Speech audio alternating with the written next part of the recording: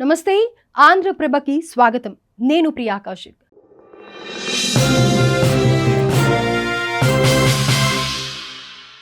దాయాది పాకిస్తాన్ భారత్ బ్రహ్మాస్త్రం దెబ్బకి దిగొచ్చిందా అంటే అవుననే చెప్పుకోవచ్చు. కవ్వింపు చర్యలకు పాల్పడిన పాక్కు కర్ర కాల్చి వాత పెట్టింది భారత్. దీంతో బెదిరించే ప్రయత్నం చేసిన పాకిస్తాన్ భంగపాటుకు గురవడమే కాకుండా భారత్ దెబ్బతో బెంబేలెత్తిపోయింది.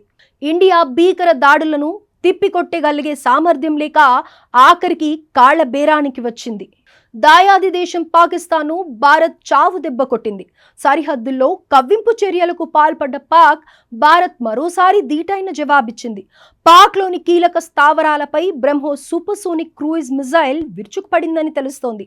కాల్పుల విరమణ ప్రతిపాదన చేసిన పాక్ తన ఫతా 11 బాలిస్టిక్ క్షిపణులతో ఇండియాపై దాడి చేసేందుకు ప్రయత్నం చేసింది.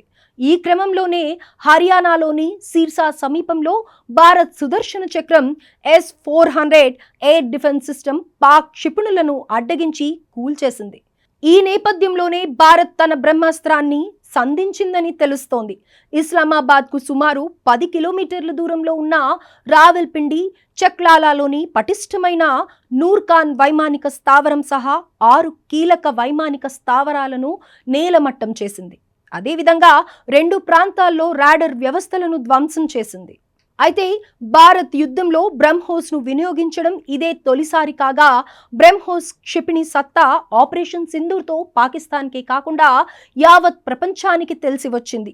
ఈ క్రమంలోనే భారత్ సాయుధ బలగాల సామర్థ్యానికి బ్రహ్మోస్ నిలువెత్తు నిదర్శనంగా పేర్కొనవచ్చు. శత్రువులకు సింహ స్వప్నంగా నిలిచే ఈ బ్రహ్మోస్ శక్తివంతమైన ఆయుధమే కాదు, సరిహద్దుల పరిరక్షణలో అంకిత భావాన్ని చాటి చెప్తోంది. కాగా బ్రహ్మోస్ అనేది సూపర్సోనిక్ క్రూయిజ్ మిజైల్. దీని వేగం 2 మాక్ సెకండ్కు దాదాపు 900 మీటర్ల వేగంతో గరిష్టంగా 800 కిలోమీటర్ల దూరం ప్రయాణించగలదు. సుమారు 290 నుంచి 400 కిలోమీటర్ల దూరంలోని లక్ష్యాలను అలవోకగా ఛేదించగల సామర్థ్యాన్ని కలిగి ఉంటుంది.